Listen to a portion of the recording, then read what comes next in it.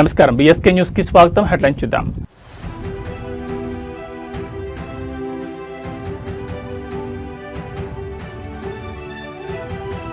ఢిల్లీలో Revanth Reddy mark politics, Amit షాతో కీలక భేటీ.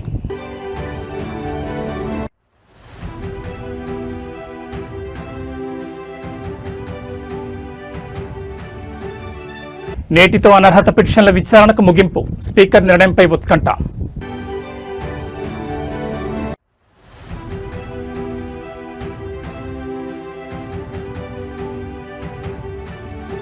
తెలంగాణ రాజ్యసభ బరిలో కాంగ్రెస్ అభ్యర్థులు, నేడు సింఘ్వి, వేం నరేందర్ రెడ్డి నామినేషన్.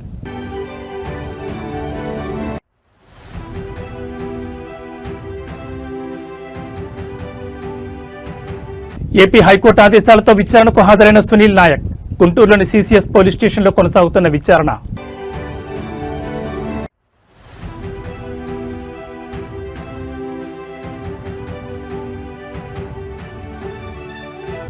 ముంబైలో మహాసమరం, ఫైనల్ బెత్ కోసం భారత్ ఇంగ్లాండ్ డి. తెలంగాణ రాష్ట్ర ముఖ్యమంత్రి రేవంత్ రెడ్డి ఢిల్లీలో కేంద్ర హోంశాఖ మంత్రి అమిత్ షాతో భేటీ అయ్యారు. రాష్ట్రానికి సంబంధించిన పలు కీలక భద్రతా అంశాలు, పోలీస్ విభాగ బలోపేతంపై ఈ సమావేశంలో చర్చించారు. ముఖ్యమంత్రి వెంట రాష్ట్ర DGP B శివధారెడ్డి, intelligence additional DGP Vijay Kumar, SIB IGP B Sumathi తదితరులు భేటీలో పాల్గొన్నారు. రాష్ట్రాల్లో శాంతి భద్రత పరిరక్షణ కోసం ప్రభుత్వం అమలు చేస్తున్న విధానాలను ఈ సందర్భంగా ముఖ్యమంత్రి రేవంత్ రెడ్డి కేంద్ర మంత్రికి వివరించారు. ముఖ్యంగా ఈగల్ ఫోర్స్ కార్యకలాపాలు, సైబర్ నేరాలను, సైబర్ సవాళ్లను ఎదుర్కోవడంలో తెలంగాణ సైబర్ సెక్యూరిటీ బ్యూరో పోషిస్తున్న క్రియాశీలక పాత్రను ముఖ్యమంత్రి ప్రస్తావించారు. ఈ మధ్య హైదరాబాద్, సైబరాబాద్, మల్కాజ్గిరి కమిషనరేట్లను పునర్వ్యవస్థీకరణ చేసి కొత్తగా ఫ్యూచర్ సిటీ కమిషనరేట్ను ఏర్పాటు చేసిన విషయాన్ని కేంద్ర హోంమంత్రికి వివరించారు. ఈ కారణం తెలంగాణకు ఇంకా ఎక్కువ ఐపీఎస్ అధికారుల అవసరాన్ని వివరించి తెలంగాణ ఐపీఎస్ క్యాడర్ సంఖ్యను పెంచాల్సిన అవసరాన్ని తెలిపారు. అంతేకాకుండా శరవేగంగా పెరుగుతున్న హైదరాబాద్ జనాభా దృష్ట్యా పరిపాలన సౌలభ్యం కోసం తెలంగాణకు అదనంగా ఐపీఎస్ అధికారుల కేటాయింపు అత్యవసరమని, ఈ దిశగా కేంద్ర హోంశాఖ సానుకూల నిర్ణయం తీసుకోవాలని రేవంత్ రెడ్డి కోరారు. అదేవిధంగా రాష్ట్రంలో ఈ మధ్య అజ్ఞాతాన్ని వీడి బయటకొచ్చిన మావోయిస్ట్ నాయకుల విషయం కూడా చర్చకొచ్చింది. మిగిలిన మావోయిస్ట్ నాయకుల లొంగుబాటు, వారి పునరావాసానికి సంబంధించిన విషయాలను సీఎం ఈ సమావేశంలో వివరించారు. గత 2 సంవత్సరాల కాలంలో రాష్ట్రంలో గణనీయమైన మార్పులు వచ్చాయని, మొత్తం 591 మంది మావోయిస్టులు తెలంగాణ రాష్ట్రంలో ఆయుధాలను వీడి జనజీవన స్రవంతిలో కలిసిన విషయాన్ని కేంద్ర మంత్రి దృష్టికి తీసుకెళ్లారు. ఇటీవల కాలంలో పలువురు మావోయిస్టు అగ్రనేతలు కూడా సాధారణ జీవితం గడిపేందుకు ముందుకు రావడం శుభపరిణామని, వీరందరికీ ప్రభుత్వం తరపున కల్పిస్తున్న సౌకర్యాలను వివరించారు. వెనుకబడిన ప్రాంతాల్లో అభివృద్ధి పనులకు కేంద్రం నుంచి అందాల్సిన సహకారంపై కూడా చర్చించారు. దీంతో పాటు రాష్ట్రానికి రావాల్సిన ప్రాజెక్టుల గురించి కూడా అమిత్ షాతో రేవంత్ రెడ్డి చర్చించారు.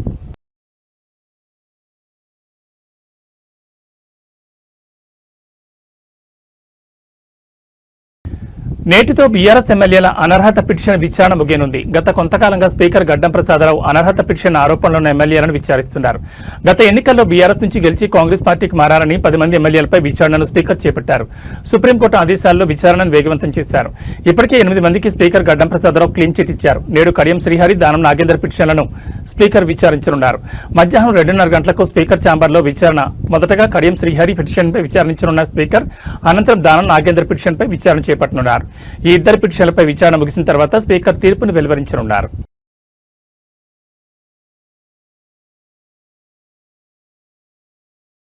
తెలంగాణ రాష్ట్రం నుండి ఖాళీ అయిన 2 రాజ్యసభ స్థానాలకు కాంగ్రెస్ పార్టీ అభ్యర్థులు ఈ రోజు నామినేషన్స్ వేయనున్నారు. కాంగ్రెస్ పార్టీ నుంచి రాజ్యసభ అభ్యర్థులుగా అభిషేక్ మను సింఘ్వి, వేం నరేందర్ రెడ్డిలను అధిష్టానం ప్రకటించింది. ఈ రోజు వీళ్ళిద్దరూ తమ నామినేషన్ దాఖలు చేయనున్నారు. హైదరాబాద్లోని అసెంబ్లీ ప్రాంగణంలో ఉన్న రిటర్నింగ్ అధికారి కార్యాలయంలో ఉదయం 10:30 గంటలకు వీరు అధికారికంగా నామినేషన్ పత్రాలు సమర్పించనున్నారు. ఈ కార్యక్రమంలో ముఖ్యమంత్రి రేవంత్ రెడ్డితో పాటు పీసీసీ అధ్యక్షుడు మహేష్ కుమార్ గౌడ్, ఏఐసీసీ పరిశీలకురాలు మీనాక్షి నటరాజన్ ప్రత్యేకంగా పాల్గొనున్నారు.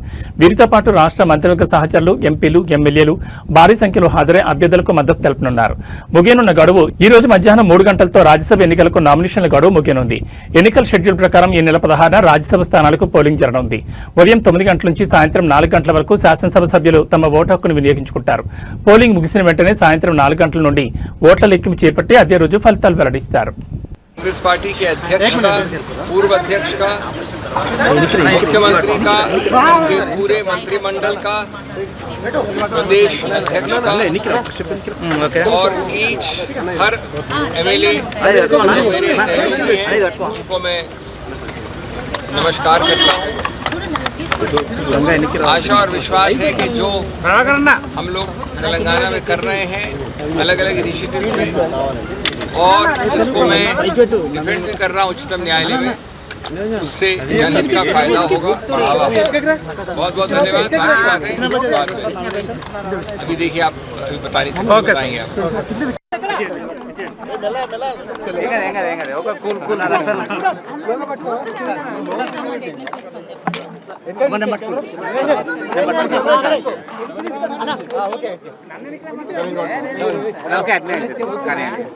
ఈ అవకాశం కల్పించిన కాంగ్రెస్ పార్టీ అధిష్టానానికి, ముఖ్యంగా ఏఐసిసి అధ్యక్షులు శ్రీ మల్లికార్జున ఖర్గే గారికి, సోనియా గాంధీ గారికి, రాహుల్ గాంధీ గారికి, కేసీ వేణుగోపాల్ గారికి, ఈ రాష్ట్ర ముఖ్యమంత్రి పెద్దలు రేవంత్ రెడ్డి గారికి, పిసిసి అధ్యక్షులు మహేష్ కుమార్ గౌడ్ గారికి, పెద్దలు బట్టి విక్రమార్క గారికి, రాష్ట్ర మంత్రివర్గము, శాసనసభ్యులు, పార్లమెంట్ సభ్యులు, రాజ్యసభ సభ్యులు, ఎమ్మెల్సీలు, ముఖ్యంగా రాష్ట్రంలో ఉన్న కాంగ్రెస్ పార్టీ నాయకులు, కార్యకర్తలు అందరి సహకారంతో ఇవాళ రాజ్యసభ అభ్యర్థిగా, కాంగ్రెస్ పార్టీ అభ్యర్థిగా నాకు అవకాశం కల్పించినందుకు అందరికీ పేరు పేరున నా హృదయపూర్వక కృతజ్ఞతలు, నమస్కారాలు. Thank you. పార్టీ ఆశీర్వాదం. ఏపీ రాజకీయాల్లో సంచలనం సృష్టించిన ప్రస్తుత డిప్యూటీ స్పీకర్ రఘురామకృష్ణరాజుపై కస్టడీలో హత్యాయత్నం కేసులో కీలక పరిణామం చోటు చేసుకుంది. ఈ కేసులో 7వ నిందితుడిగా ఉన్న బీహార్ క్యాడర్ ఐపీఎస్ అధికారి సునీల్ నాయక్ ఎట్టకేలకు పోలీసులకు విచారణకు హాజరయ్యారు. ఏపీ హైకోర్టు ఆదేశాల మేరకు ఆయన గుంటూరులోని సీసీఎస్ పోలీస్ స్టేషన్లో దర్యాప్తు అధికారి విజయనగరం ఎస్పీ దామోదర్ ఎదుట విచారణకు హాజరయ్యారు. నేటి నుంచి ఈ నెల 9వ తేదీ వరకు సునీల్ నాయక్ను పోలీసులు సుదీర్ఘంగా విచారించనున్నారు. గత వైసీపీ ప్రభుత్వ హయాంలో 2021 మే నెలలో నరసాపురం ఎంపీగా ఉన్న రఘురామకృష్ణరాజును హైదరాబాద్లోని ఆయన నివాసంలో అరెస్ట్ చేసి గుంటూరు సిఐడి కార్యాలయానికి తరలించిన సంగతి తెలిసిందే. ఆ రోజు రాత్రంతా ఆయనను సిఐడి కార్యాలయంలోనే ఉంచారు. ఆ సమయంలో సిఐడి డీఐజీగా ఉన్న సునీల్ నాయక్ ఆ రాత్రి వేళ పలుమార్లు సిఐడి ప్రాంతీయ కార్యాలయానికి వెళ్లినట్లు దర్యాప్తులో ఆధారాలు లభించాయి. దీంతో ఆయనను ఈ కేసులో A7గా చేర్చారు. విచారణకు రావాలంటూ పలుమార్లు నోటీసులు ఇచ్చినా ఆయన హాజరు కాలేదు. ఈ క్రమంలో సునీల్ నాయక్ను అరెస్ట్ చేసేందుకు పోలీసులు పాట్నా వరకు వెళ్లిన సాంకేతిక కారణాల వల్ల తీసుకురాలేకపోయారు.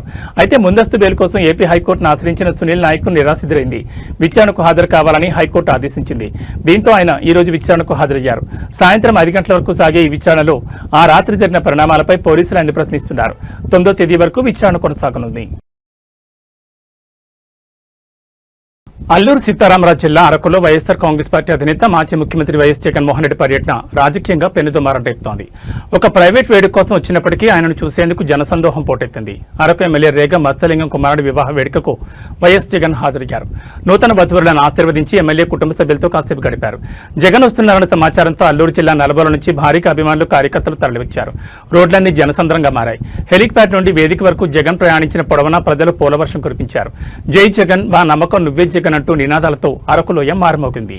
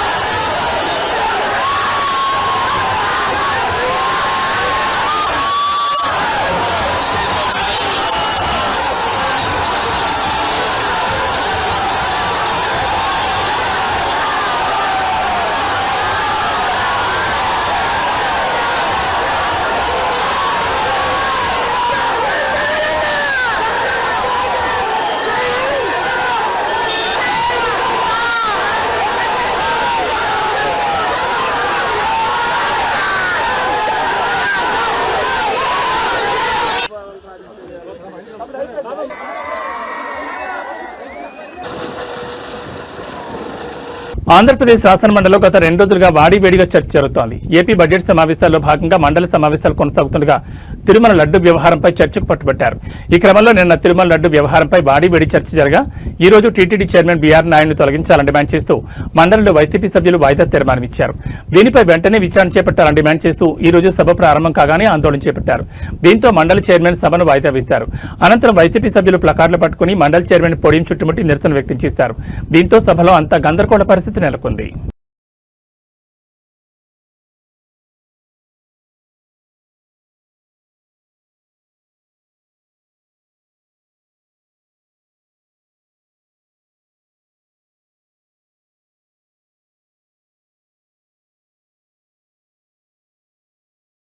ముఖ్యమంత్రి పదవి నుంచి తప్పుకోనున్నట్లు బీహార్ సీఎం నితీష్ కుమార్ అధికారిక ప్రకటన చేశారు.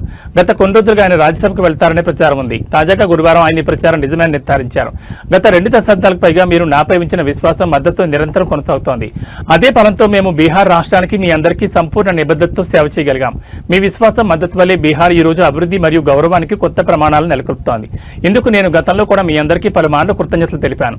నా పార్లమెంటరీ జీవితాన్ని ప్రారంభించినప్పటి నుంచి ఒక కోరిక నా మనసులో ఉంది. బీహార్ శాసనమండలి 2 సభలతో పాటు పార్లమెంట్లో 2 సభల సభ్యుడిగా కూడా ఉండాలని ఆశించాను. ఆ క్రమంలో ఈసారి జరుగుతున్న ఎన్నికల్లో రాజ్యసభ సభ్యుడిగా మారాలని కోరుకుంటున్నాను. మీతో నా ఈ అనుబంధం భవిష్యత్తులో కూడా అలాగే కొనసాగుతుందని నేను పూర్తి నిజాయితీతో హామీ ఇస్తున్నాను. మీ అందరితో కలిసి అభివృద్ధి చెందిన బీహార్ నిర్మాణం అనే సంకల్పం అలాగే కొనసాగుతుంది. కొత్తగా ఏర్పడే ప్రభుత్వానికి నా పూర్తి సహకారం మరియు మార్గదర్శకం ఉంటుందని ఆయన అధికారిక ప్రకటన చేశారు. రాజ్యసభ సభ్యుడిగా నితీష్ కుమార్ వెళ్లిన తర్వాత రాష్ట్రంలో కొత్త సీఎంగా బీజేపీ నేత ఉండబోతున్నారు. మరోవైపు నితీష్ కుమారుడు నిశాంత్ డిప్యూటీ సీఎం అయ్యే అవకాశం ఉంది. బీహార్ కొత్త సీఎంగా సామ్రాట్ చౌదరి బాధ్యతలు చేపట్టొచ్చని తెలుస్తోంది. चल रहा है तो आज जितना लोग बोल रहे हैं और जब उनकी पार्टी केंद्र में थी हम तो 10 के बाद से शुरू किए हुए थे। लगातार सब जगह कितना आंदोलन, पटना, दिल्ली, कहाँ कहाँ नहीं कितना हुआ सब आप जानते हैं। और हम लोग कर रहे थे, लोग जितना काम करवाए उसको देखने के लिए आए, तो हम अब नहीं कराए। 14 के बाद तुम लोग फिर अलग हट गए तो नहीं कराए कि तुम भी कोशिश किए थे, लेकिन हम इसके लिए लगातार बोलते रहे। और इन लोगों को भी हमने कहा, तो अब एक बात हो रहा था विशेष राज्य का दर्जा पहले से खत्म हो गया है। हम लोगों ने ही कह दिया कि विशेष राज्य का दर्जा दीजिए या विशेष अधिकार के लिए मदद दीजिए। यहाँ के लिए जो जरूरत है बिहार के लिए, क्योंकि बिहार को भी आगे बढ़ना है।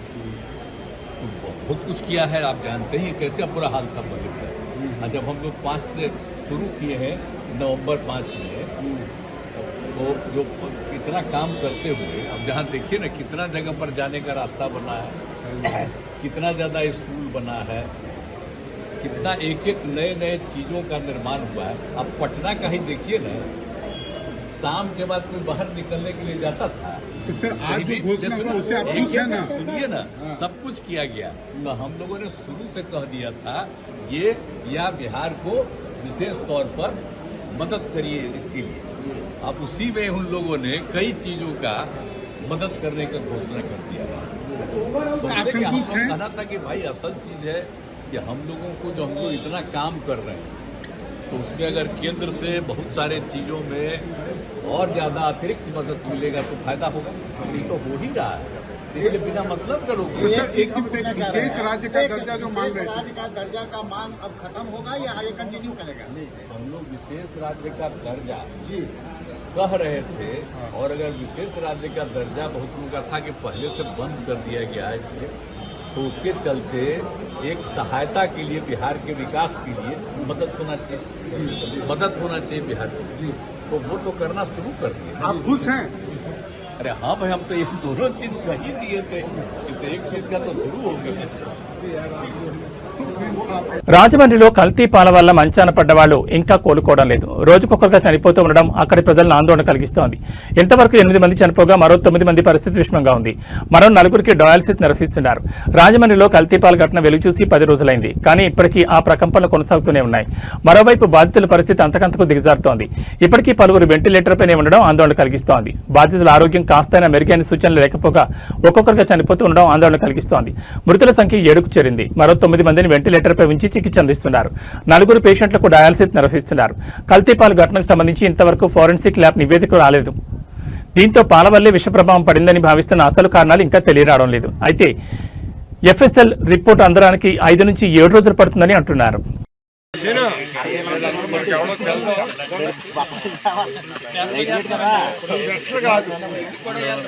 మీరు కనిపెట్టింది ఏంటంటే మేడం గారే ఒకటి నెంబర్ అంటే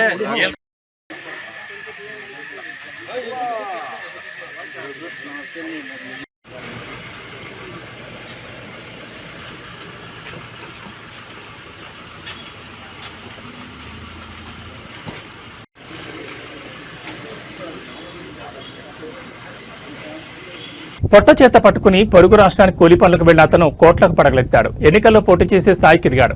ఓ మాఫియా డాన్కు బినామీగా వ్యవహరించాడు అనే ఆరోపణలు సైతం ఎదుర్కొన్నాడు. అయితే అపార్ట్మెంట్ల నిర్మాణం పేరుతో జనాన్ని కుచ్చుటూపి పెట్టి వచ్చి లెక్కిస్తున్నాడు. ఇంతకీ ఎవరతను?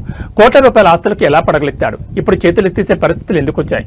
తాకట్లో ఉన్న బంగారాన్ని విడిపించి ఆ రోజున మార్కెట్ ధర కట్టి మిగిలిన డబ్బును మీకు అందిస్తుంది. కొమ్మూరి కోల్ హైదరాబాద్ లో మరో రియల్ ఎస్టేట్ మొత్తం వెలుగులోకి వచ్చింది. అపార్ట్మెంట్ల నిర్మాణం పేరుతో 100 కోట్ల రూపాయలు కుచ్చుటోపి పెట్టింది త్రిపుర కన్స్ట్రక్షన్స్. దీంతో ఆ సంస్థ మేనేజింగ్ డైరెక్టర్ పసుపురెడ్డి సుధాకర్ అతని భార్యను అరెస్ట్ చేశారు పోలీసులు. మరోవైపు సుధాకర్ కూతురు అల్లుడు పరారులో ఉన్నారు. ఇంతకీ ఎవరి పసుపురెడ్డి సుధాకర్? అతని బ్యాక్గ్రౌండ్ ఏమిటని ఆరా తీస్తే ఆశ్చర్యం కలిగించే విషయాలు వెలుగులోకి వచ్చాయి. నెల్లూరు జిల్లా కావలికి చెందిన పసుపురెడ్డి సుధాకర్ 5వ తరగతి వరకే చదువుకున్నాడు. భవన నిర్మాణ కార్మికుడిగా సెంటరింగ్ మేస్త్రిగా పనిచేశాడు. నెల్లూరులో బతకలేక తెలంగాణకు మక్కం మార్చాడు. ఇళ్ల నిర్మాణంలో కిటుకులు నేర్చుకున్నాడు. అంచెలంచెలుగా ఎదిగాడు. త్రిపుర కన్స్ట్రక్షన్స్ కంపెనీ పెట్టాడు. కోట్ల రూపాయలు కళ్లారా చూశాడు. కావలిలో 100 ఎకరాలకు పైగా భూములు కొనుగోలు చేశాడు. డబ్బుకు కుదవలేదు కాబట్టి పొలిటీషియన్ కావాలనుకున్నాడు. ఏమాత్రం ఆలస్యం చేయకుండా ఎన్నికల్లో పోటీకి చకచకా పావులు కదిపాడు.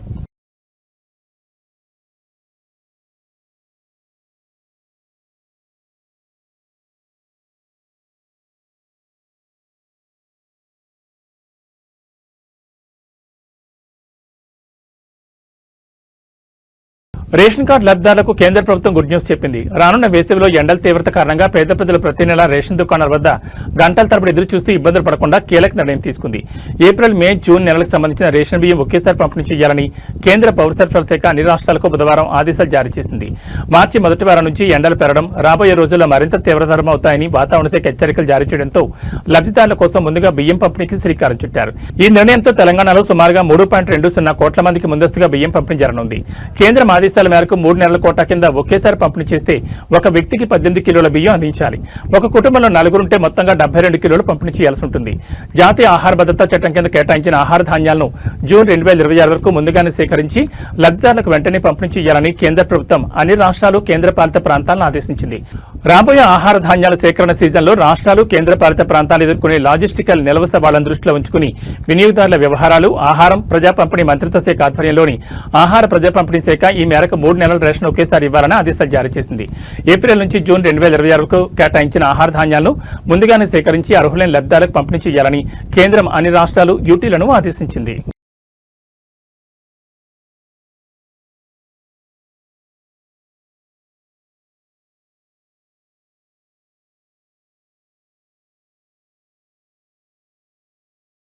హిస్సార్ నుంచి సికింద్రాబాద్కు ప్రయాణికులతో వెళ్తున్న హిస్సార్ ఎక్స్ప్రెస్ ట్రైన్కు త్రుటిలో పెను ప్రమాదం తప్పింది. రైలు ఇంజిన్ చక్రం ఒక్కసారిగా విరిగిపోవడంతో లోకో పైలట్ అప్రమత్తమై రైలు నిలిపివేశారు. దీంతో వందలాది మంది ప్రయాణికులు ప్రాణాపాయ నుంచి తప్పించుకున్నారు. రైల్వే అధికారులు తెలిపిన వివరాల ప్రకారం హైదరాబాద్ వైపు వెళ్తున్న హిస్సార్ ఎక్స్ప్రెస్ హనుమకొండ జిల్లా ఉప్పల్ రైల్వే స్టేషన్ సమీపంలోని మడిపల్లి గేట్ వద్దకు రాగానే సాంకేతిక లోపం తలెత్తింది. ఇంజిన్ చక్రం విరిగిపోవడానికి గమనించిన రైల్వే సిబ్బంది వెంటనే రైలును అక్కడ నిలిపివేశారు. ఫలితంగా సుమారు 4 గంటల పాటు రైలు ట్రాక్ పైన ఉండిపోయింది.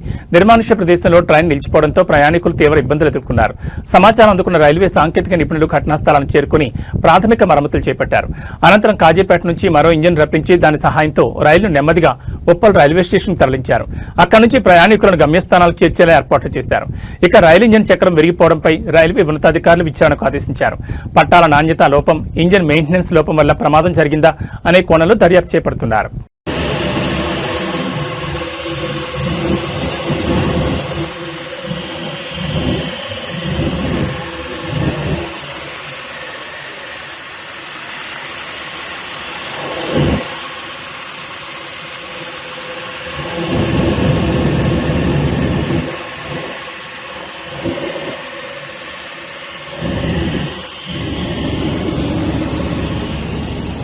నెల్లూరు జిల్లా బోగోలు మండలంలో తీవ్ర కలకలం రేగింది. శ్రీ ప్రసన్న వెంకటేశ్వర స్వామి తెప్పోత్సవంలో ఊహించని అపశృతి చోటు చేసుకుంది. భక్తుల కోలాహల మధ్య జరుగుతున్న ఉత్సవంలో ఒక్కసారిగా తెప్ప పక్కకు ఒరిగిపోవడంతో భక్తులందరూ నీళ్లలోకి పడిపోయారు. నిర్దేశించిన సామర్థ్యం కంటే విపరీతంగా అంటే దాదాపు 80 మందికి పైగా భక్తులు ఒకేసారి తెప్పపైకి ఎక్కడం ఈ ప్రమాదానికి ప్రధాన కారణమని తెలుస్తోంది. బరువు ఎక్కువడంతో బ్యాలెన్స్ తప్పిన తెప్ప చెరువులో ఒక పక్కకు మునిగిపోయింది. దీంతో ఒక్కసారిగా అక్కడ భయాందోళన నెలకొన్నాయి. ప్రాణాపాయస్థితిలో ఉన్నప్పటికీ భక్తులు తమ ఆరాధ్య దైవాన్ని విడవలేదు. తెప్ప మునిగిపోతుండటంతో స్వామివారి విగ్రహాన్ని భక్తులు తమ చేతులతోనే మోస్తూ నీటిలో నడుచుకుంటూ ఊరేగింపులు పూర్తి చేశారు. ప్రస్తుతం అందుతున్న సమాచారం ప్రకారం నీటిలో పడ్డ భక్తులందరూ సురక్షితంగా బయటపడ్డారని తెలుస్తోంది. అయితే ఇలాంటి ఉత్సవాల సమయంలో కనీస భద్రతా ప్రమాణాలు పాటించకపోవడంపై స్థానికంగా విమర్శలు వ్యక్తమవుతున్నాయి. ఇంత పెద్ద ఎత్తున భక్తులు వస్తున్నప్పుడు అధికారులు నిర్వాహకులు ఎందుకు అప్రమత్తంగా లేరనే ప్రశ్నలు తలెత్తున్నాయి.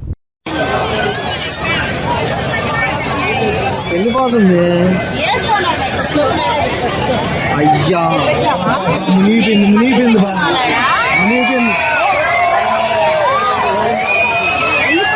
బయట ఆపేయాలి.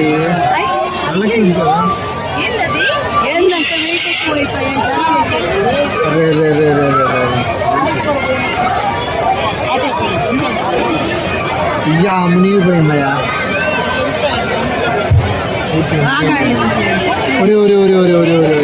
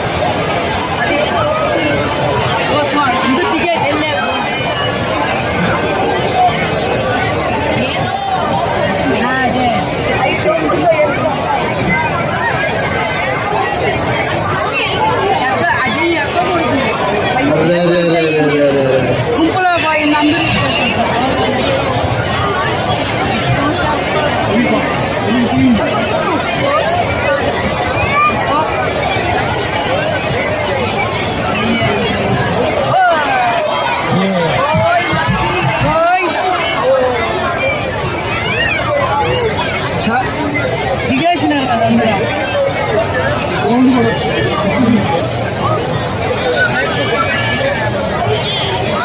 అందరూ బయటకు వచ్చేసారా? అందరూ వచ్చేసినారు. దేవుణ్ణి కూడా తీసేసినారు. ఏదో లోపం మామూలుగా ఏంటంటే అటు ఇటు. T20 వరల్డ్ కప్ 2026లో మరో ఉత్కంఠభరిత ఘట్టానికి సమయం ఆసన్నమైంది. టోర్నీ సెమీఫైనల్ 2లో నేడు భారత్ ఇంగ్లాండ్ జట్లు తలపడనున్నాయి. ముంబైలోని వాంకడే స్టేడియం వేదికగా జరిగే ఈ పోరు ఫైనల్ బెర్త్ను ఖరారు చేయనుంది. ఈ మ్యాచ్లో ఏ జట్టు గెలుస్తుందో ఫైనల్లో న్యూజిలాండ్తో టైటిల్ పోరుకు సిద్ధమవుతుంది.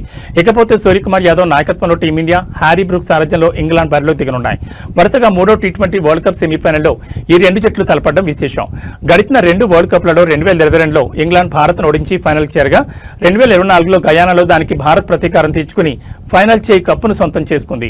ఇకపోతే ఈ మ్యాచ్లో వాతావరణం కూడా కీలక పాత్ర పోషించనుంది. ఒకవేళ వర్షం అడ్డంకిగా నిలిచి మ్యాచ్ నిలిచిపోతే రిజర్వ్ డేను కేటాయించారు. ఇందుకోసం గురువారం నాడు అదనంగా 90 నిమిషాలు, శుక్రవారం 120 నిమిషాలు అదనపు సమయం ఉంది. కనీసం 5 ఓవర్ల మ్యాచ్ జరిగేలా నిర్వాహకులు ఏర్పాట్లు చేయనున్నారు. ఒకవేళ మ్యాచ్ పూర్తిగా రద్దయితే సూపర్ 8 పాయింట్ల పట్టిక ఆధారంగా ఫలితం నిర్ణయిస్తారు. ఆ పరిస్థితిలో సూపర్ 8 గ్రూప్ 2లో అగ్రస్థానంలో నిలిచిన ఇంగ్లాండ్ ఫైనల్కు అర్హత సాధించి న్యూజిలాండ్తో తలపడుతుంది. భారత్ సూపర్ 8 గ్రూప్ 1లో 2వ స్థానంలో నిలిచింది కాబట్టి భారత్ టోర్నీ నుండి నిష్క్రమించాల్సి ఉంటుంది. అయితే నేడు ముంబైలో వర్షం పడే అవకాశాలు ఏమాత్రం లేవు. దీంతో పూర్తి మ్యాచ్ జరిగే అవకాశాలున్నాయి. పిచ్ విషయానికి వస్తే ఈ టోర్నీలో ఈ గ్రౌండ్లో ఇప్పటికే 2 మ్యాచ్లు జరిగాయి. ఒక మ్యాచ్లో వెస్టిండీస్ 196 పరుగులు కాపాడుకోగా మరో మ్యాచ్లో ఇటలీ 123 పరుగులకు నేపాల్ను ఆల్అౌట్ చేసి 10 వికెట్ల తేడాతో విజయం సాధించింది.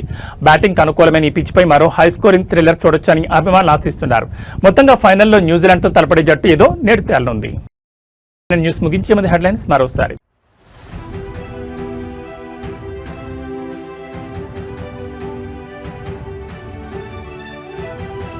ఢిల్లీలో రేవంత్ రెడ్డి మార్క్ పాలిటిక్స్, అమిత్ షాతో కీలక భేటీ.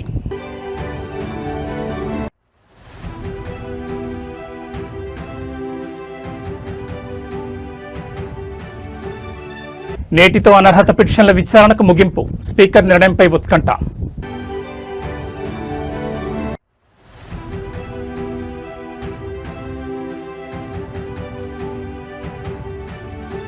తెలంగాణ రాజ్యసభ బరిలో కాంగ్రెస్ అభ్యర్థులు, నేడు సింఘ్వి, వేం నరేందర్ రెడ్డి నామినేషన్.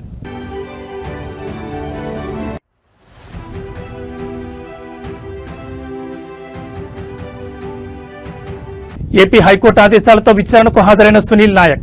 గుంటూరులోని సీసీఎస్ పోలీస్ స్టేషన్లో కొనసాగుతున్న విచారణ. ఏబీ బులెటిన్ విశేషాలు. నమస్కారం.